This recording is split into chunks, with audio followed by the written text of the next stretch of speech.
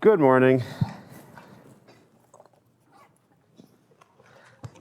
I'm a little tired this morning, so I might make more mistakes than usual, so please feel free to speak up and correct me as I go. Okay, so I'm going to pick up where I left off yesterday. We had just started talking about simple examples of dark sector dark matter models in the context of dark photons mediating the interactions.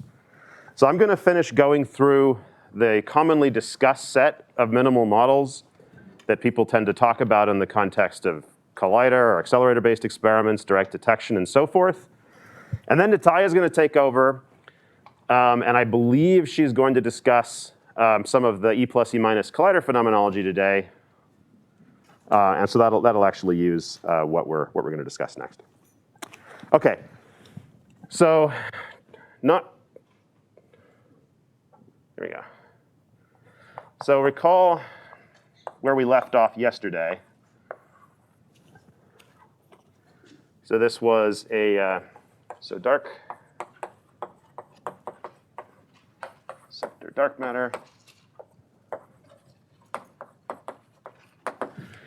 And there was the minimal U1 dark, U1D dark photon, A prime plus Majorana fermion, psi, and the interaction terms contained the dark photon interactions with the standard model through kinetic mixing. And then there's one type of coupling we can write down for this massive dark photon coupled to a Majorana fermion, and that's through the chiral current, which we'll UV complete in a second, but in two-component notation, psi dagger, sigma bar mu, psi. Okay, so this implies, this is a minimal model now. Let me just draw a little picture with mass scales. So again, weak scale up here. And then we have order GeV scale. So inspired by these dark Higgs models where electroweak symmetry breaking can generate GeV mass scales, we're considering this range. If we want to think about light dark matter, that would push us down into this range as well. And we're going to put the MA prime, so the A prime psi live down here. Okay. So this implies there is a channel for direct annihilation into standard model final states in the early universe through an A prime. Okay. And just to remind you, that cross section scales as epsilon squared alpha dark m psi squared over MA prime to the fourth. There's a factor of V squared here that'll be important in a second.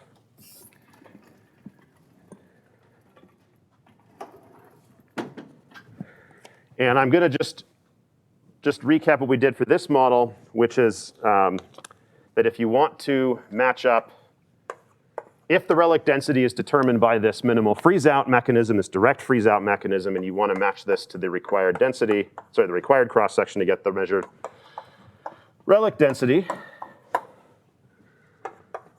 that implies that there's a combination of dimensionless couplings, which is, you'll see this parameter y often floating around in various plots. In these minimal models, it's just the combination epsilon squared alpha dark m psi over m A prime to the fourth. And freeze out requires this is roughly 5 × 10⁻14 m psi over an MEV squared. Okay? And the point here is that for GeV scale masses, that implies that these the perturbative coupling times the mixing has to be kind of in the vicinity of 10⁻⁷. Okay? And so for kind of one loop scale, epsilon squared of order 10 to the minus 6, you know, weak alpha dark, say of order 10 to the minus 1. This all works. And the point being that weakly coupled dark sectors through these small coupling, small kinetic mixing or analogous terms can readily provide a thermal relic with roughly the right density. Yeah? Milli, micro EV, or? MEV. I'm sorry, that looks like a.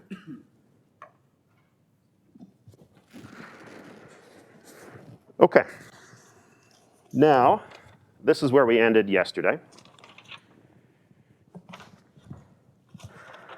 So this minimal model has another important characteristic for free, which is, so let's remember yesterday, I highlighted that an important thing to think about for light thermal relics is the CMB, because residual annihilations at the epoch of reionization can lead to a small amount of reionization of atomic hydrogen, and that can distort the CMB power spectrum. And that tells you that the annihilation cross-section at the time of CMB needs to be much, much, much smaller than this few 10 to the minus 26 centimeters cubed per second.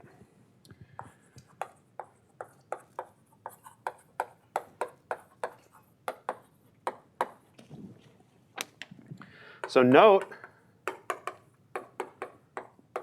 that this annihilation process scales as v squared, so it's p wave.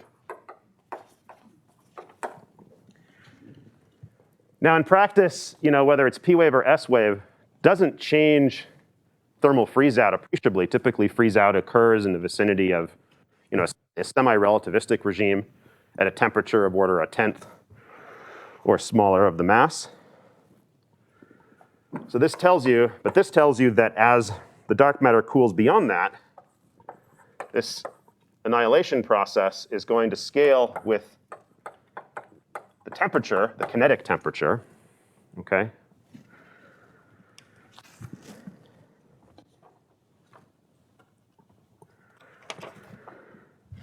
So on the one hand, so thermal abundance set at temperatures of order psi over 20. And then we have CMB at temperatures of order an EV. So these residual annihilations at late time as the kinetic temperature of the dark matter drops is going to be further and further suppressed. Okay, and so in particular, this scaling tells you that the annihilation rate at the time of CMB over the freeze-out scale annihilation, so CMB annihilation over freeze-out scale, is readily smaller than 10 to the minus 5 to 10 to the minus 6, or smaller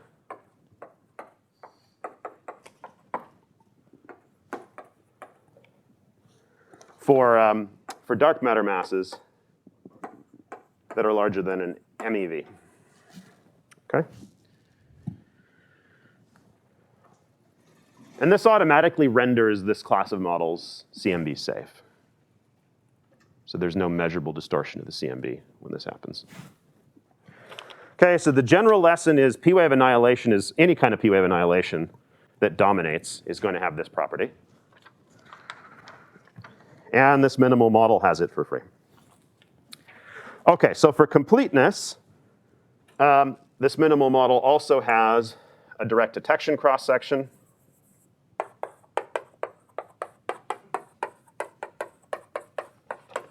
Again, the scattering here is through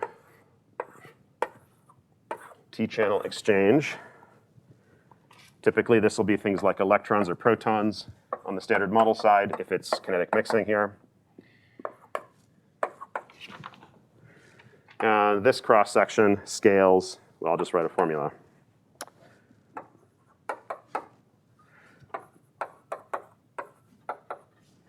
So there's a reduced mass over ma prime to the fourth. And then there's likewise a v squared. So this is not a spin-independent, velocity-independent direct detection process. It depends on the velocity. So this is the dark matter velocity here.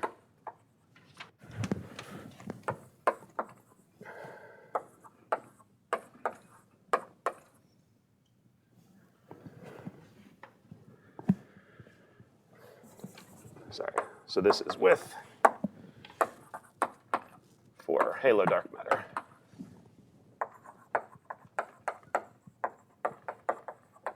Okay.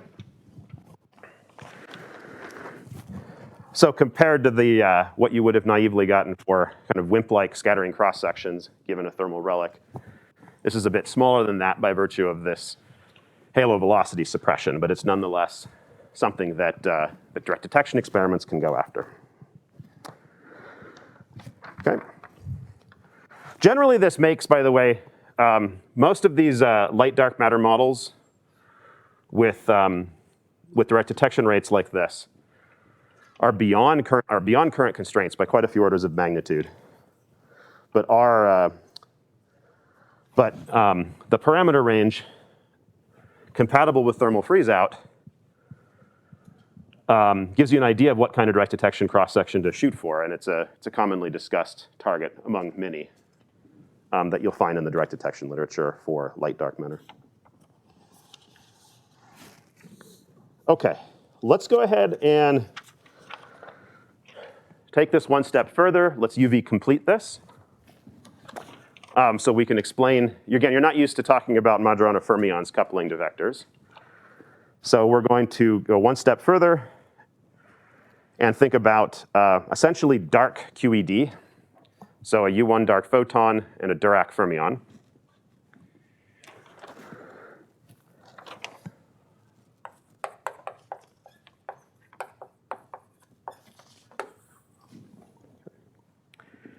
So we have our massive U1D, dark photon, oops, plus, so I'm going to use notation like this. So we're going to have a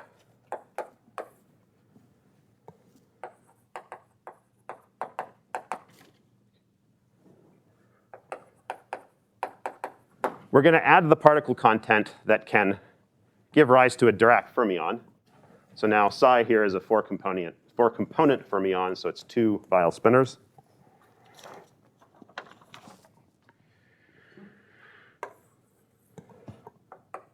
So the interaction terms, as before, they can have the dark photon coupling, the standard model, and now the current coupling is just the usual vector current. So I need to specify charge here. So this is a charged fermion. So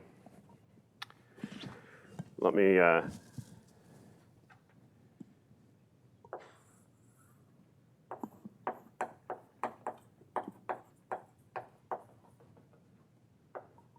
charge 1.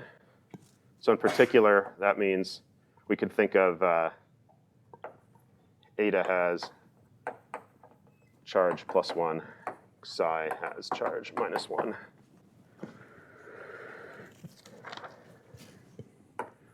So in the 2-component language, the vector current is just this. Okay. So let's just, all right, so these are our interaction terms. There's a mass matrix that we should write down. Okay. I'm obviously not writing down the components of the U1 dark part of the Lagrangian. We've done that at length. It's just the familiar massive dark photon. So in this minimal model, there is, I want to just point out one, there's a global symmetry that we could think about.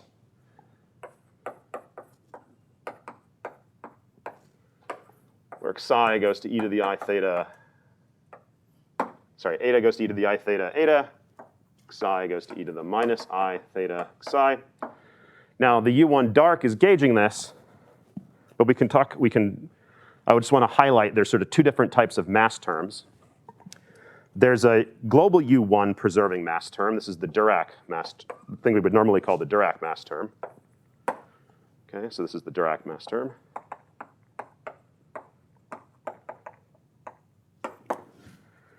And then we have, so this is U1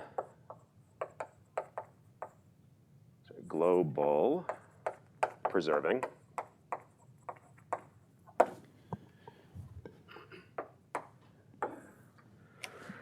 And then there's U1 breaking mass terms that we can generically include.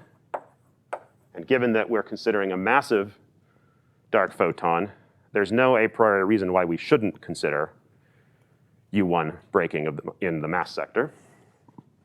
So we'll just include it for completeness. Plus remission conjugate. Okay, and so these break the global U1.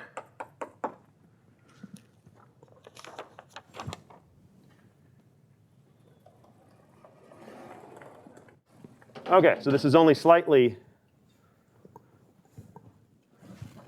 more general than the previous model.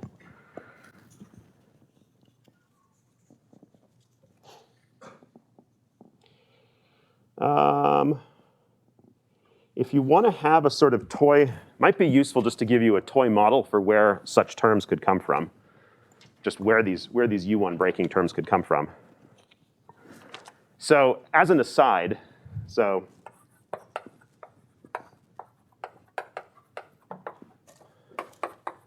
just a sort of toy model for global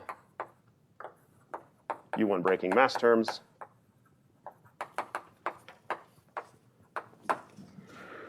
Imagine that we had included something like a dark Higgs. That's going to carry, we'll have it this will have a +2 charge in this case.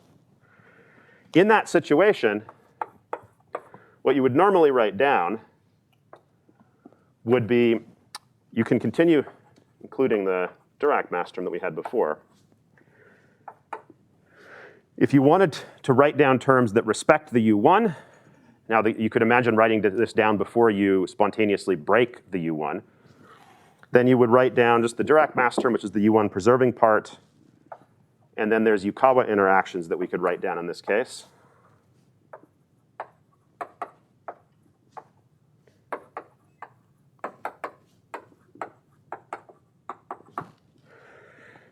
And of course, so now there's global U1 breaking that accompanies the spontaneous breaking of the U1 gauge symmetry. So when the dark Higgs goes to its VEV, breaks the U1, then we obtain what we had before, where these U1 breaking Majorana terms are now controlled by Yukawa couplings times the dark sector scale V. Oops. I'm sorry, I reversed this, but.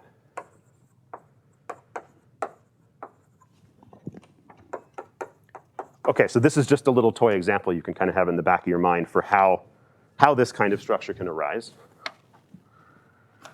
Now, I want to just continue forward, ignoring anything like a dark Higgs. That's justified because simple models that include a dark Higgs, Dirac fermion, dark photon,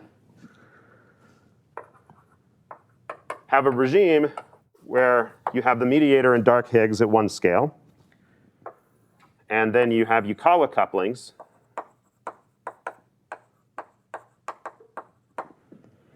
that'll generate a hierarchy of scales where these Majorana terms are down here.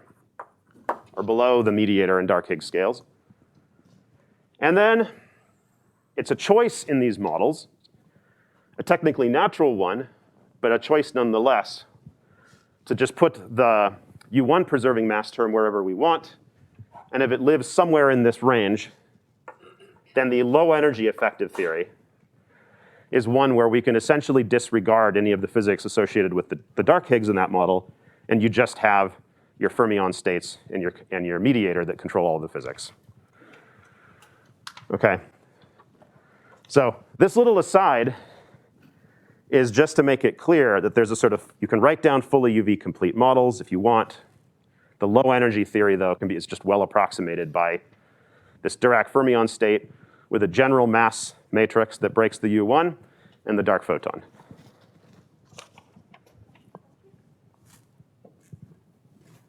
Go ahead. Sorry, could you just repeat what are the conditions that you need to be able to ignore the Higgs? Really, the only condition is that it's heavier than these dark matter states. And the primary reason is that in these minimal models, if that in the minimal models where you can ignore the Higgs portal couplings, all of the interactions between the dark matter and the standard model, and and just self interactions, will be dominated by the vector exchange, not the dark Higgs exchange. So its interactions will be irrelevant, and as long as it's heavier, you can just integrate it out of the effective theory and ignore it. Go ahead. Could you potentially read those things out? You mean the little picture? Yeah, the mass and the arrow. Yeah, I got a little small over here.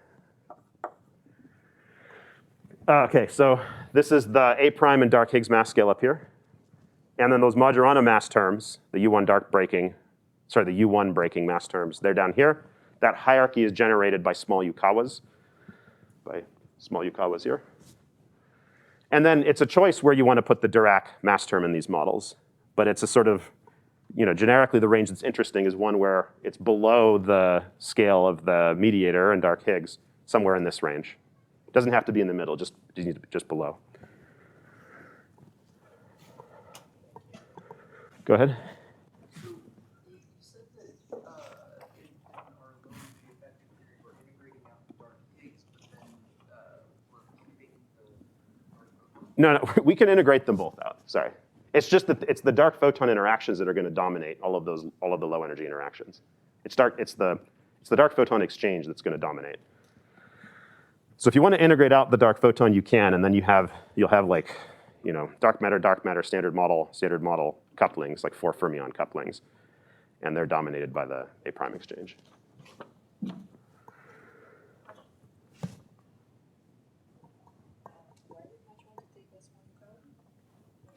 Sorry, did I hear why is it natural, or why did I do that? I guess why is it natural? Oh, it's technically, these are not going to be renormalized because there's a chiral symmetry that protects them. So there's technically natural, and then why are they small? No, that's just a choice, analogous to standard model Yukawas being small. It's just a dimensionless coupling. Now, there's another way of introducing these U1 dark breaking terms where you would expect this to be small, which is that, so for example, if the charge, if this wasn't charge 2, it was charge 1, then you wouldn't have had any renormalizable Yukawa couplings in the theory. But again, this is inspired from a lot of these dark sector models, especially the approximately supersymmetric ones, are inspired by having new physics at the weak scale. So then if you go to dimension 5, you could start writing down dark Higgs squared over electroweak scale times psi, okay? And then upon U1 dark breaking, you'll generate terms of this form. But they'll be naturally small because you'll have a V dark over V electroweak suppression. So that's a toy model where you would expect them to be small. But at the level of this model, it's a technically natural choice.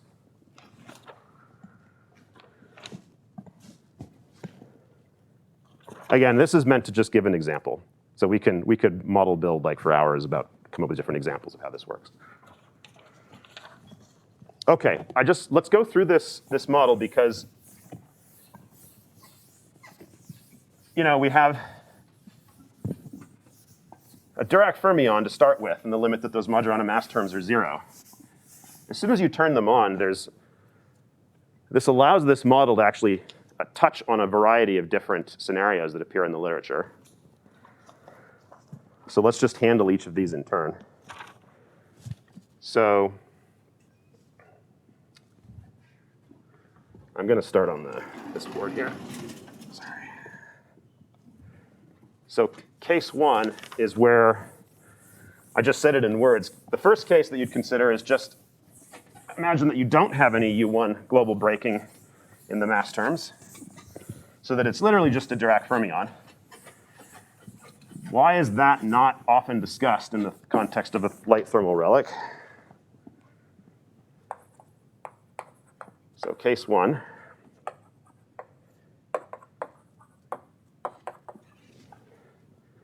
So this implies that the dm in this case is a Dirac fermion.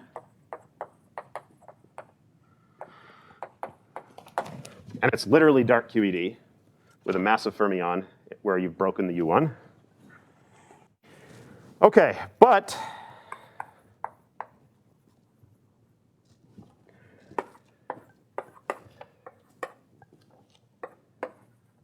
this annihilation process that can set the relic density is S wave.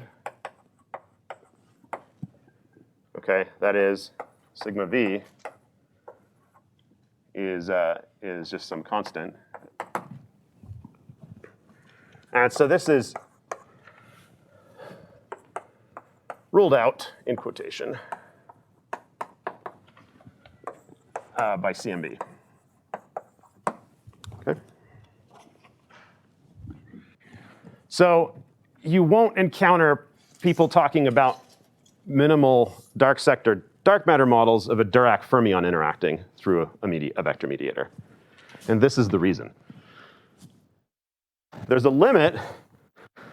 We've ignored like any potential asymmetry, dark fermion asymmetry, analogous to what the standard model has, and that's fine, right? That's obviously the simplest assumption.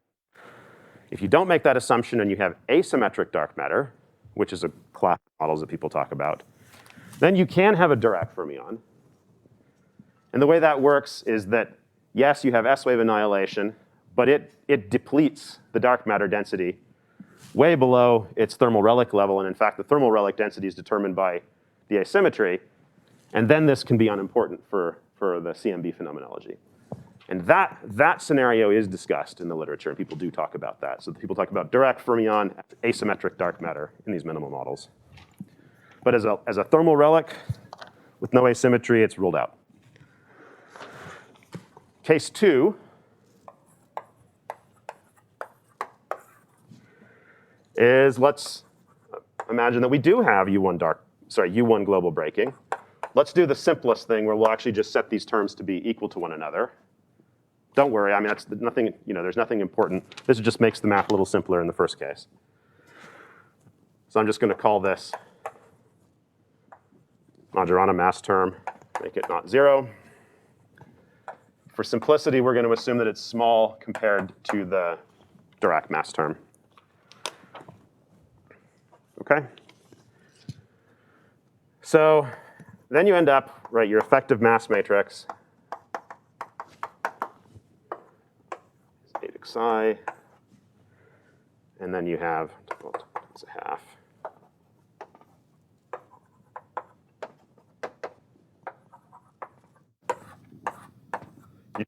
Analyze this. The mass eigenstates I'm going to call chi1 and chi2. So one of them is root 2 xi.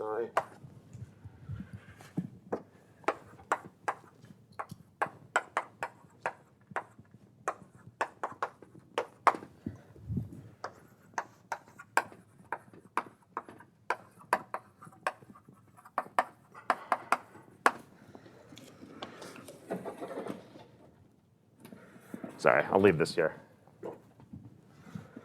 The mass eigenstates, and I'll try to write this large at the bottom. So we have M1 equals MD minus MM. We have M2 is MD plus M. Oops. Okay.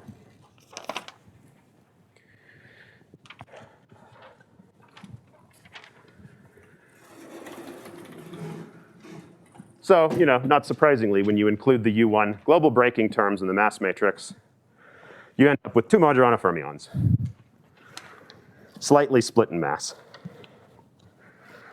The interactions are still simple.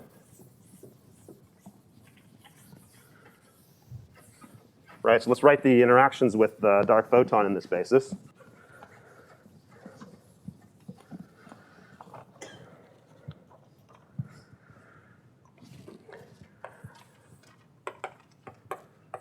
Right, so in this basis, in this mass basis, the interactions are G dark prime mu.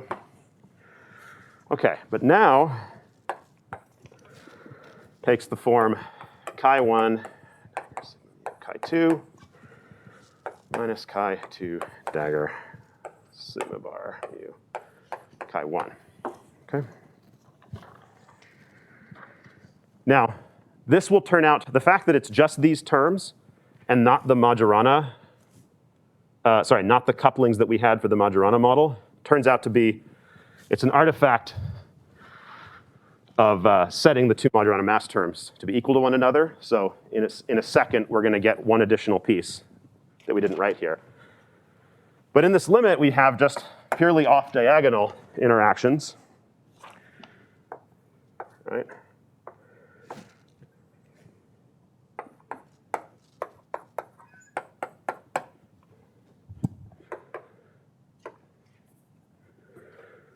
That's the only interaction we have. Now, let's go through and talk about the early universe story. It's only slightly modified, but it's modified in a very important way.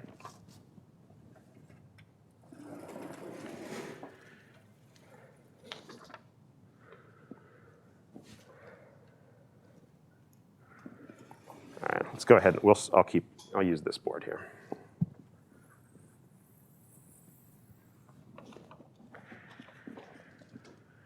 Okay, so let's look at a plot of temperature, right? So this is time going down. So we have up here,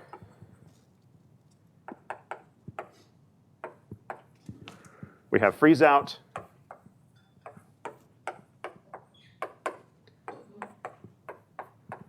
Obviously, at temperatures of order of the mass, given that this splitting is small, the actual mass splitting is totally irrelevant for the dynamics. The thermal freeze out will just be set by chi1, chi2 annihilations. So this is a co-annihilation process. This sets the abundance. Sorry, this is too small.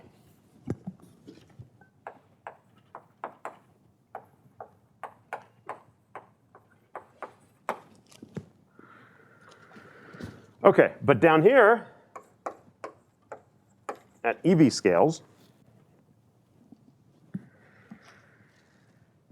as soon as the temperature drops below this mass splitting, a couple of different things start to happen. One is that you should worry about, or you should ask, what happens to the heavier state, chi2? Is it cosmologically long-lived, or does it just decay away?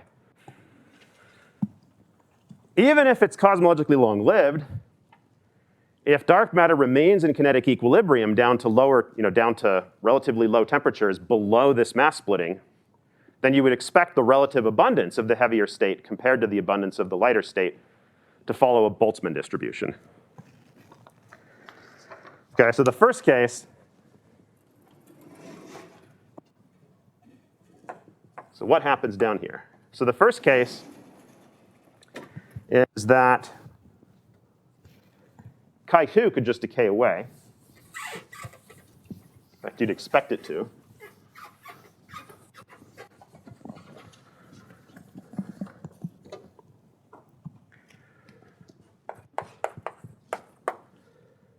Okay, so for M2 minus M1 larger than an MEV,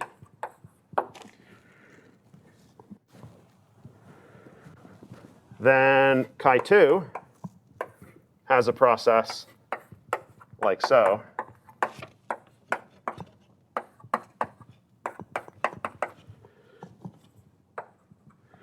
Where it'll just decay away to chi1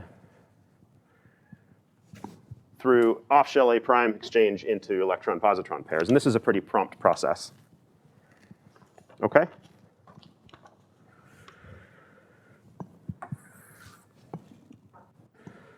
Now, for the case where this mass splitting is in this range, say EV to MEV, then chi2, chi1, or chi1, chi2 interactions with the standard model plasma, say electrons, this will keep the dark matter states in kinetic equilibrium a lot longer, well, for a much longer period of time than they'll be in chemical equilibrium. And so then you expect the number density of chi2 versus the number density of chi1 to follow, you can still see this, a Boltzmann distribution. And this implies that m chi2 over n chi1 is very, very small for kinetic decoupling less than delta m. And it gets small very quickly. I'll put much smaller then, because that can very typically happen. But it doesn't have to be that much smaller to end up with strong suppression. Go ahead. So this ratio frees out at recombination? The ratio, OK, so if chi2 is cosmologically long-lived, the ratio freezes out at kinetic decoupling, which is going to be long, which is almost, I mean, that's always long before reionization.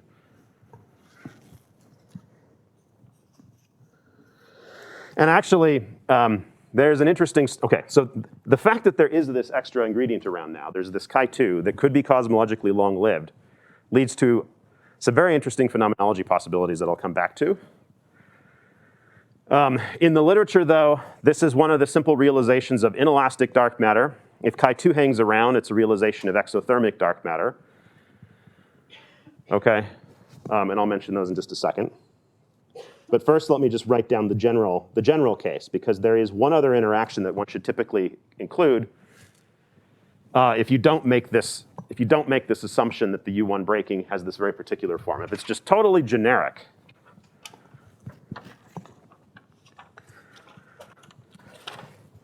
then there's a Majorana vector interaction as well. So it's not purely inelastic. There's also elastic types of processes, but they're all p-wave. So let's do case 3.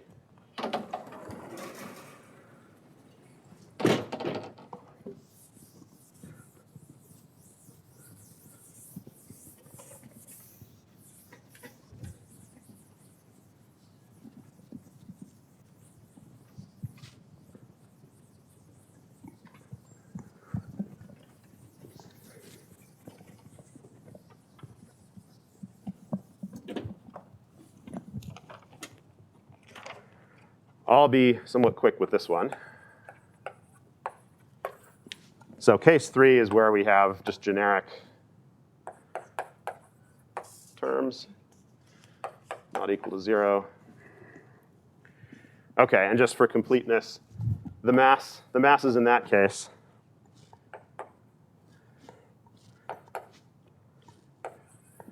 if you carry out this rotation and you diagonalize the mass matrix, you'll end up with the following. The plus is for the 2. Hopefully this is self-explanatory. The heavier one carries the plus sign. The lighter one carries the minus sign.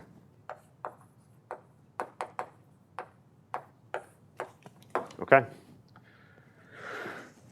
And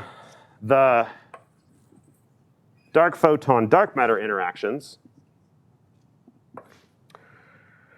are G dark, A mu prime. Okay. Now we have the same piece we had before.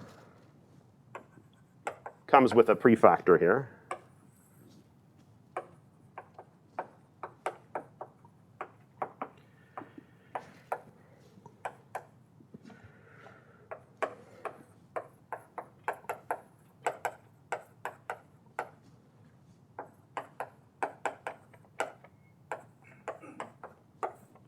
Okay, this is the same kind of interaction we had before.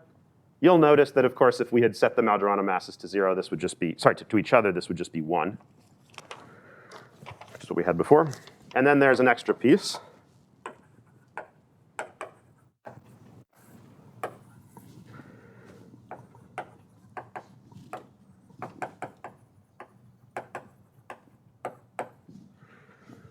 And now these are the interactions that we dealt with in just the pure Majorana model.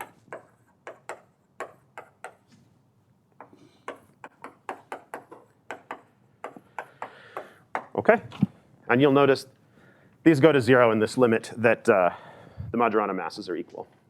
Okay, go ahead. Tell me what the top right is. This? Yeah. Just this piece? Yes. That's m eta plus m psi over 2. But it's a plus or minus. Right, so the heavier one has a plus, the lighter one has a minus.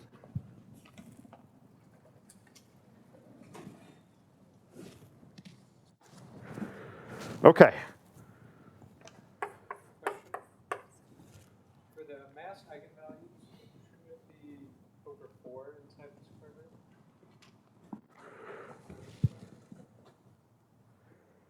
Yeah, that's probably just a typo on my part. I'm actually worried I made a mistake here too, but let's see. Yeah. 1 second. So should that be minus? Squared.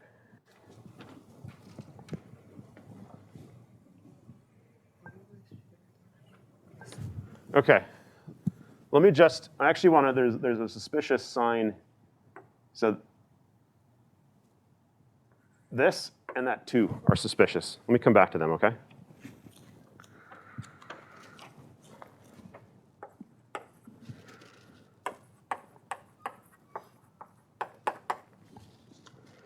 Okay, so now we have both off-diagonal terms with the dark photon, and we have the terms we had before. The diagonal terms for Majorana fermions interacting with this massive dark photon. Okay. Now you could sort of see where this is, or you could guess where this is going. I'll say this again in a moment, but let me just say it now already, which is that, so we had kind of been working in the limit where the Majorana mass terms were small compared to the Dirac mass terms. If that's not the case, and you just kind of have maximal breaking of the global U1, then the physics is almost entirely dictated by just the lightest Majorana fermion. You can ignore the heavier one. And the interactions are dominated by the vector. And so the low energy effective theory that'll govern this is just going to be the Majorana dark matter model we started with. So I'll come back to that and write that down in a second. But I just want to point that out now. There's a limit of this model that recovers our previous, even simpler Majorana dark matter model. Now this goes by a name. People call this the pseudo-Dirac dark sector dark matter model. Pseudo-Dirac kind of for obvious reasons. This is an approximately Dirac fermion. And it recovers a Dirac fermion in the limit of those small U1 breaking terms going to 0.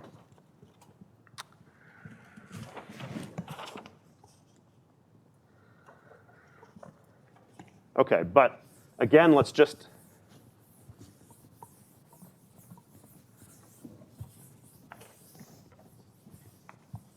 can also likely anticipate that just as before, the Majorana model was CMB safe because its annihilation processed at late times with P wave. The off-diagonal terms are unimportant because the heavier state is depopulated before you get to the CMB epoch. So as before, if this mass splitting, which is controlled by the sum of these Majoranas, is larger than MEV, and this is the safest regime. It can actually be smaller than this and still be viable. There's plenty of parameter space. But in this regime, it's trivial because then the chi2 just decays away quickly. This implies negligible chi2.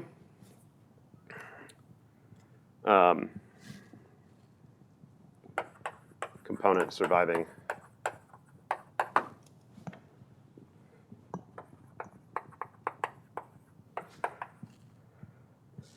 to the electron volt epoch. And that, of course, means that the chi1, chi2 annihilation process will be small. So that means our S wave, chi2, chi1.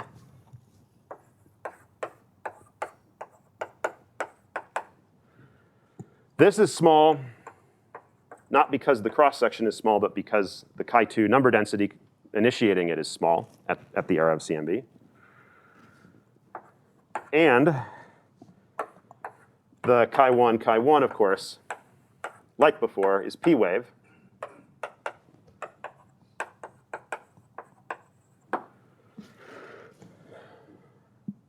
Which implies it's small. Its velocity suppressed at late times. Okay, so this general class of models, people refer to it as pseudo-Dirac, for which the Majorana model is a limit. These are all CMB safe quite readily, especially in the limit that the U1 breaking is large.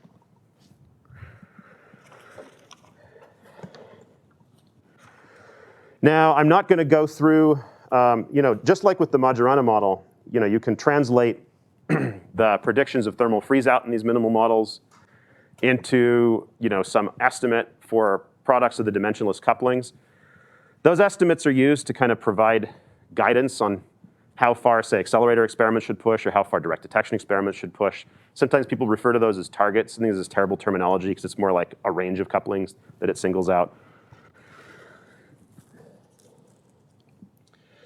Let me just talk a little bit about direct detection and collider-relevant reactions here, because this pseudo-Dirac model has some interesting pieces.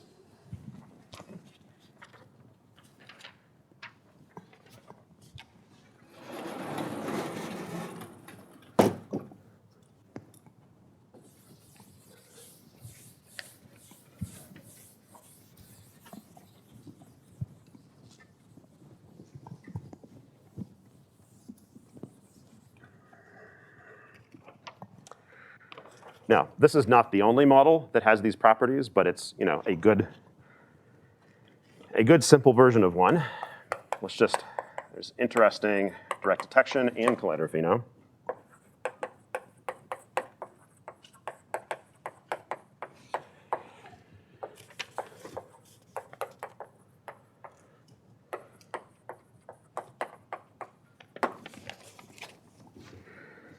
So, at late times, provided chi2 is not cosmologically long-lived,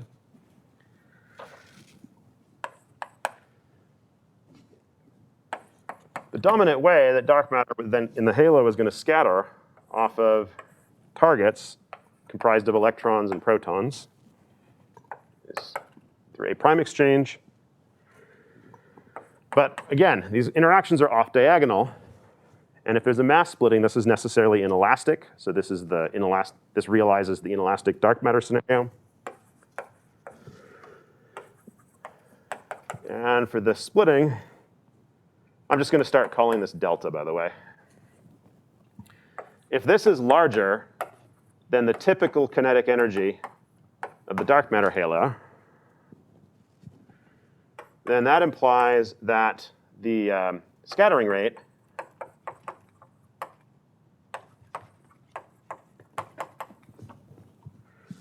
is going to be suppressed. So now you have to have enough, like a dark matter particle coming in has to have enough energy to upscatter, right? And so if the typical kinetic energy that you have is not sufficient for that, you have to go out onto the quote-unquote Boltzmann tail of the halo velocity profile. And you're going to start seeing suppressions of this form. Okay? Now that's fine. This could still happen a small amount, all right? And if it does, then something very interesting can happen in the detector. Just putting this together. So for that delta, do you mean M1 minus M2? Yeah, so it's the same thing. But I can write that, right? So the delta is M2 minus M1 is M eta plus M psi. But just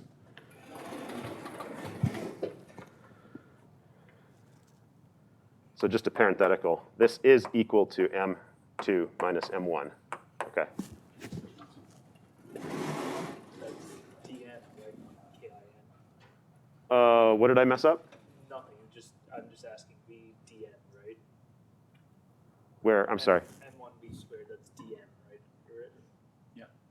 Yes. Probably have trouble. Is it this? Yeah.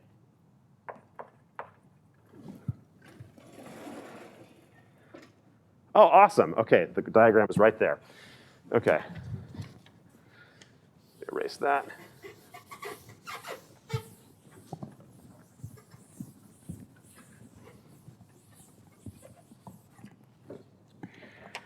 Right, so now, so these will be suppressed, but if they do occur, then depending on that split, admittedly for MEV splittings, for MEV splittings, this is going to be wickedly suppressed, and you just sort of forget about it. But if the splittings are smaller than that, you can still have potentially displaced decays. For example, so E plus E minus is not what I should draw here, but you can have just, okay, for logical completeness, obviously this could in principle happen, it's just in practice the rate would be very small. But if this happened in your detector, this would be a very exotic signal.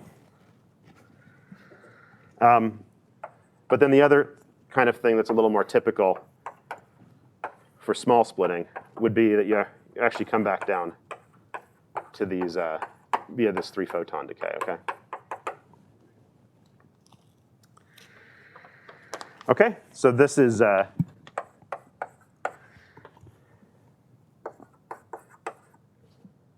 I'm just going to call these spectacular signals because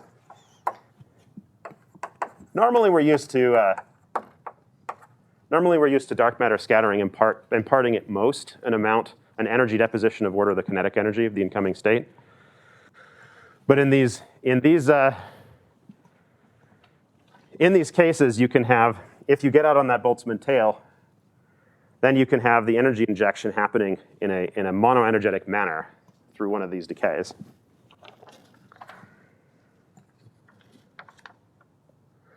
Well, okay. I shouldn't call it monoenergetic for these decay reactions. That's not true. All right. There's also, I already wrote this down, but I mean, there's also the chi1 scattering in direct detection. But like for the Majorana case, it is velocity suppressed. Go ahead. No, it's just so in direct detection experiments, if you upscatter, then chi2 can come back down. And that could happen in an active volume. Now, in practice, where this is actually most interesting from a rate point of view are actually in experiments where you produce the dark matter in something like a beam dump. So that you end up producing a stream of both chi1 and chi2, and then the chi2 can start decaying in flight. And then it gives rise to some pretty interesting displaced signatures. And that can happen with appreciable rate. Okay. Right, so let's talk about, in practice though, in direct detection experiments, this sort of stuff is just, it's too rare to be interesting. The regime where it's interesting is where chi2 is cosmologically long-lived, okay? So let's take the splitting below an MEV.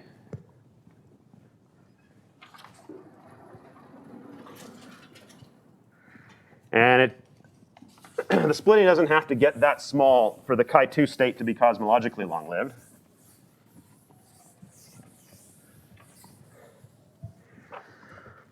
So just to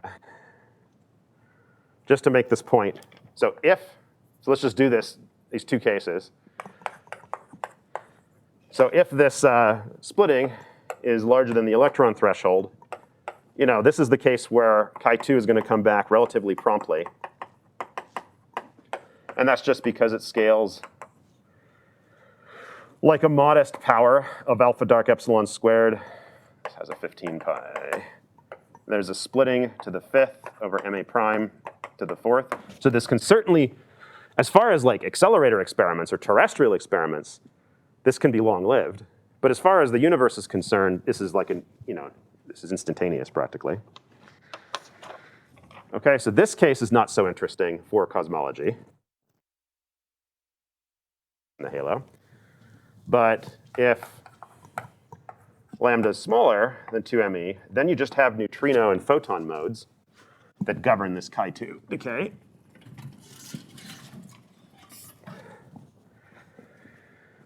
And in that case, and I mean this is, I'll write the 3 photon one here. I'm not going to write it all down, just the scaling. So you have a high power of alpha, then you've got your alpha dark epsilon squared. And then you have something like delta to the power 13 over ma prime to the 4th, me to the 8. This is just from loop factors. There's chi2 goes to chi1 plus nu bar. Right, so this is if I include the A prime neutral. This is the A prime coupling to the neutral current. That has fewer, that doesn't have as many powers of alpha. It's got a G Fermi squared, delta to the 9 over ma prime to the 4th. Okay, these are just hilariously tiny rates, all right? So I mean, the splitting doesn't have to get very small before these things become cosmologically long-lived. Now their abundance is still small, because the dark matter, even after its chemical equilibrium is lost, right after freeze out, it stays in kinetic equilibrium for a while, and that suppresses the chi2 density. Okay, so at late times, you've got this very, very subdominant component of dark matter, chi2, around. And you might think that's not that interesting, but it can do something really spectacular in direct detection experiments.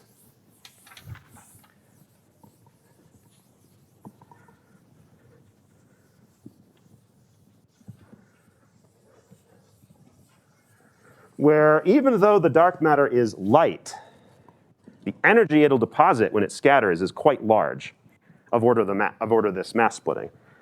And then you can use very large detectors that even have somewhat high energy thresholds to look for this stuff. So even if chi2 abundance is small, so again, this was T kinetic less than mass splitting.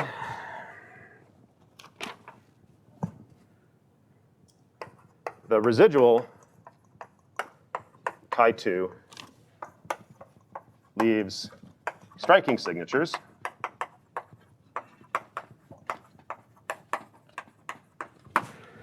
Because now chi2 comes in. This could be an electron or proton, Now it's exothermic. Right, so this is a realization of exothermic dark matter. Chi2 comes in, pops down to chi1, And now you have a mass splitting difference that gets kinematically primarily dumped to the recoiling targets. So normally, direct detection experimentalists are used to seeing like very small energy depositions, especially for light dark matter. That would be the expectation. But in this scenario, this like residual Chi2 population can actually give you very large energy depositions, which makes it interesting. Okay, so this is I'm highlighting it here as an example of how this minimal model also realizes these, gives an example of these exothermic dark matter models. So the punchline here is energy injection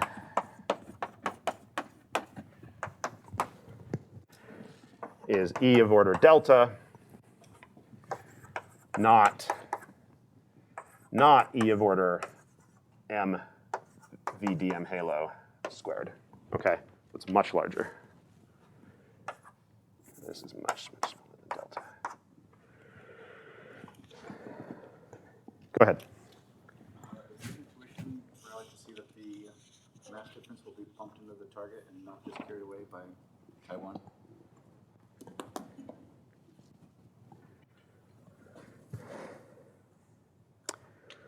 So this is true for scattering off of electrons. And that's just that the lighter state will want to carry away the energy. I don't think this is true it's not true for the proton scattering.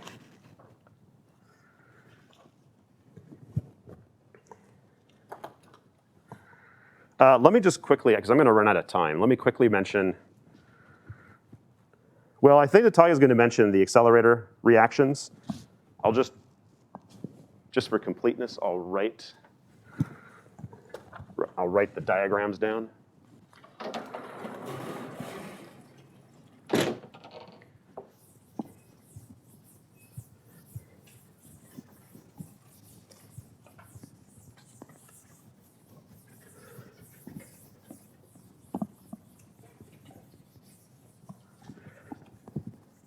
So I hope you're starting to see, I mean, even though, these are quote unquote simple dark sector dark matter models, various limits of them realize these scenarios that you may have heard about. In colliders, so like E plus E minus, I think Natalia already mentioned this one. So here you can produce Chi1, Chi2, or you could produce Chi1, Chi1, Chi2, Chi2, right? Because in accelerators, you're not, it's not low energy. If you're above energy threshold, all of these reactions are in play. But now you can have, if these were totally invisible, you would look for things like gamma plus invisible. But in these pseudo-Dirac models, the fact that Chi2 can come back down to Chi1 for large splitting, again, something like this.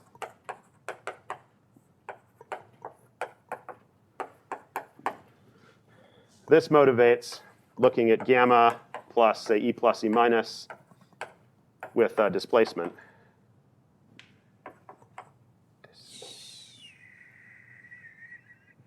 Yeah.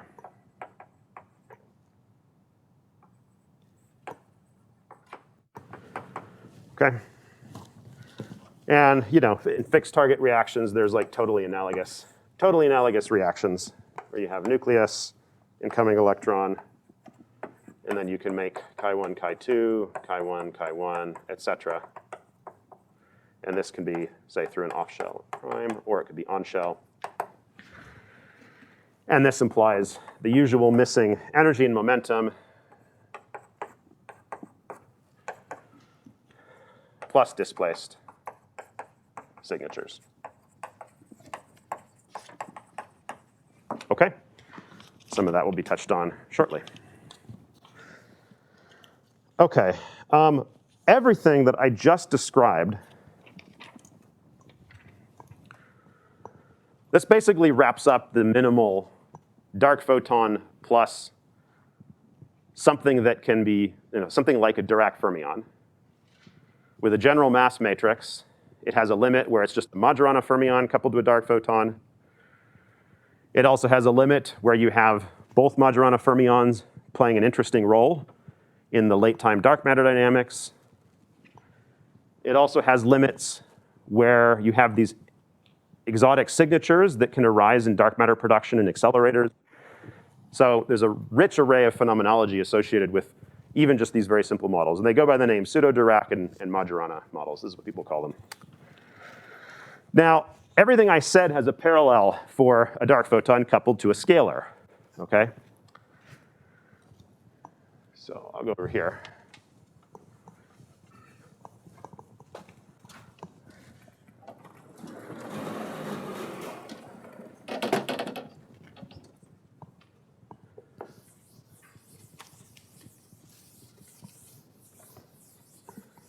And there's one principal difference that I want to mention. I'll just summarize the essence of it for you.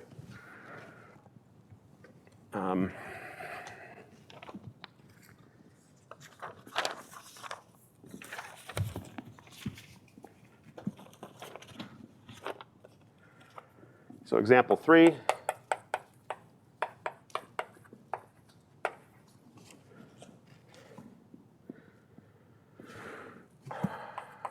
So U1D A prime plus U1D charged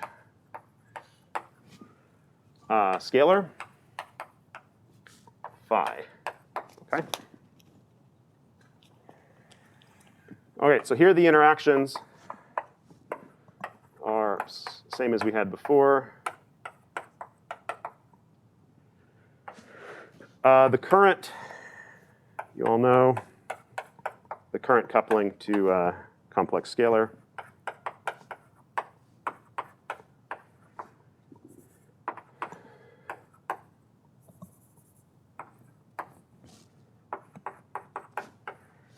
And then there's, of course,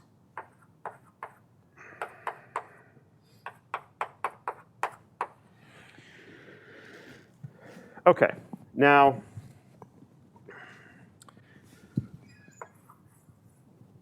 just like for the fermion case, there's a U1 preserving mass term. So there's a mu squared phi star phi term we could write down. Okay. So this is U1 global preserving.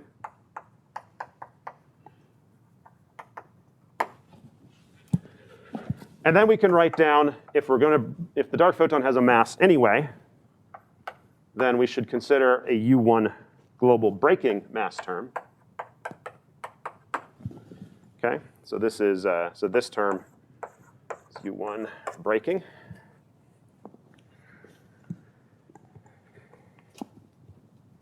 Sorry, could you move this? Yep.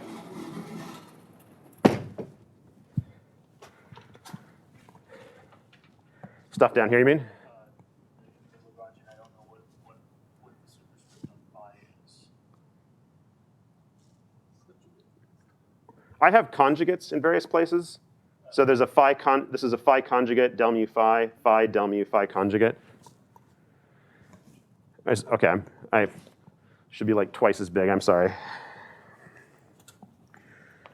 So the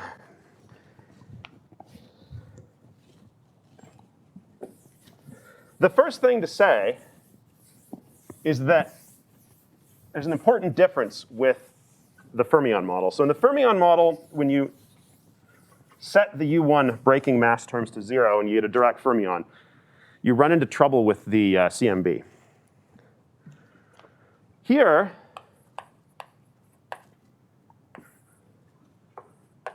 so if you set rho to 0,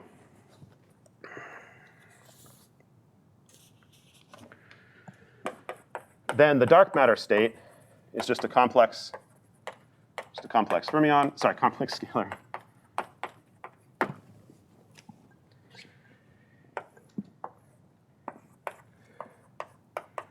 And it has this annihilation process into standard model states.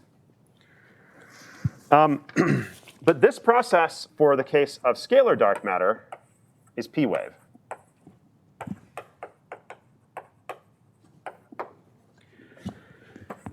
Okay, so that implies it's CMB safe.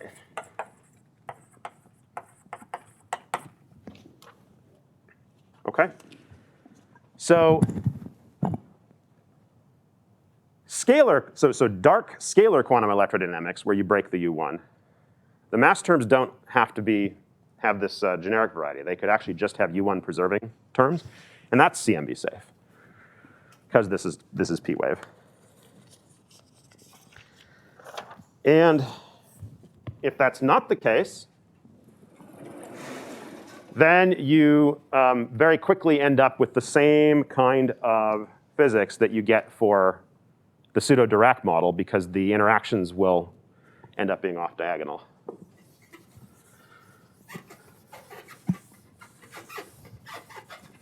Okay, so if rho is not equal to 0, then the mass eigenstates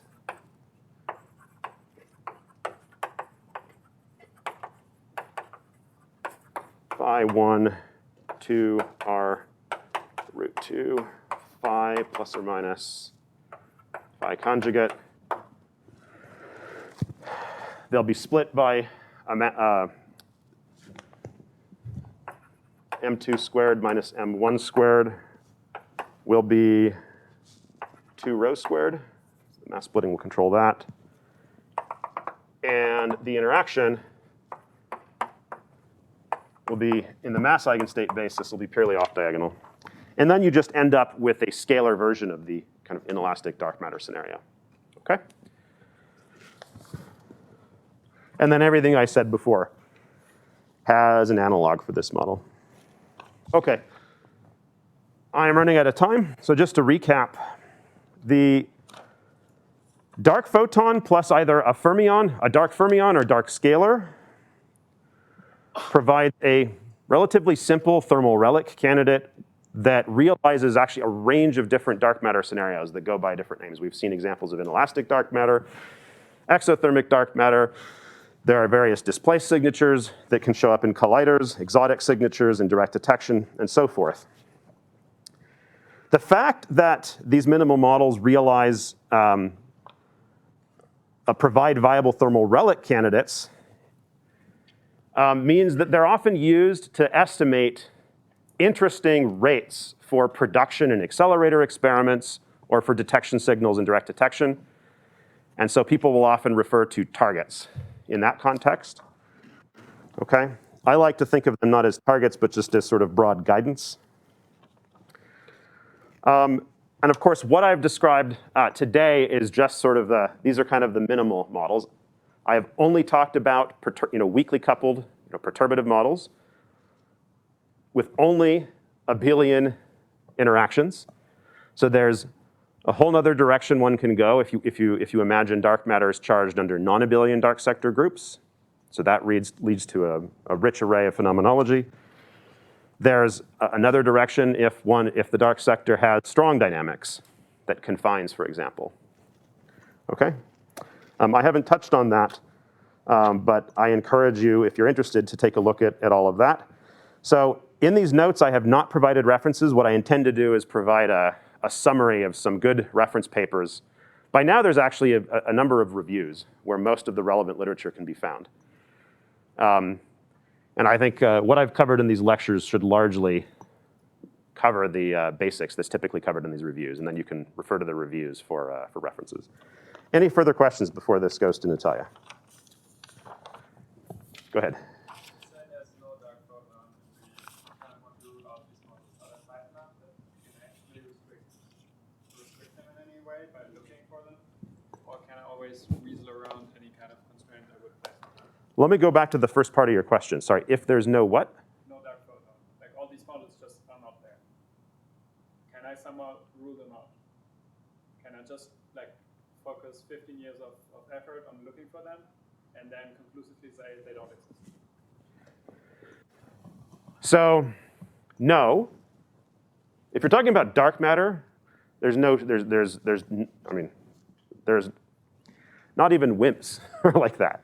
I mean, the part of the problem here is that most of these models have approximate decoupling limits. Now, the most predictive models give you something close to what you're looking for. So just to give you an example, and this is reminiscent of WIMPs. So if dark matter is so simple that its abundance today is controlled entirely by this annihilation to standard model final states, okay? Then you could say, well, never mind what I could just come up with some exhaustive list of interactions that allow it to get back to standard model directly, right? Now you know that because you're talking to the standard model in the annihilation process, you should be able to turn that diagram around and then go try to produce dark matter in accelerators, for example, or look for it in direct detection. So if you make this assumption very strictly, then there's a rate that's predicted by thermal freeze out for accelerator searches for direct detection. And if you go off and you look for it and you go deep into that parameter space and you really cover that region that's singled out by that, then you've learned that you may not find anything, in which case you have essentially wiped that possibility out. But could dark matter arise another way? It could be secluded.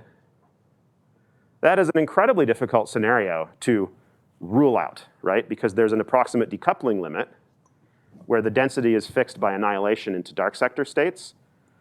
Now, if that sector was ever in equilibrium with us, it's got to come back somehow, but the coupling responsible for the decay coming back could be very, very, very tiny. Okay, so those are the kinds of models that can weasel their way out.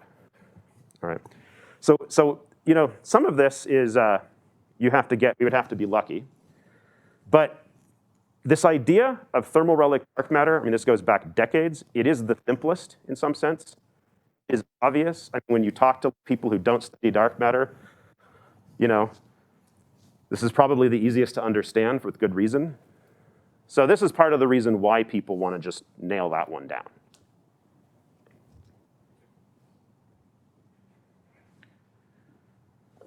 Anything else? Go ahead.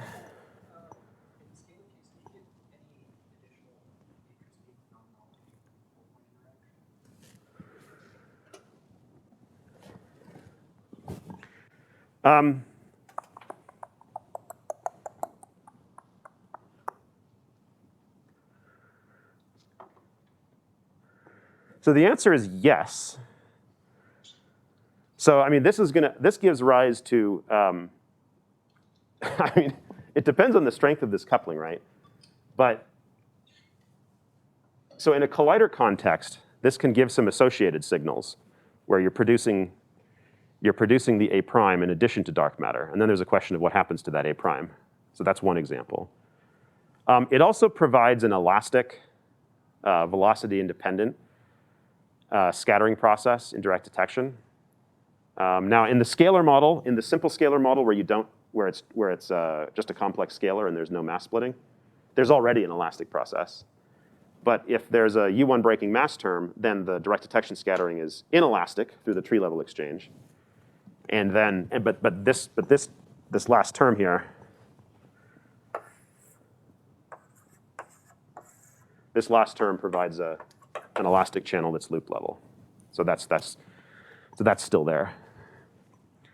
I'm sure there's others that I'm sure there's other possibilities I'm not thinking about, but those are a couple. Okay. Coffee break, and then Natalia's got it.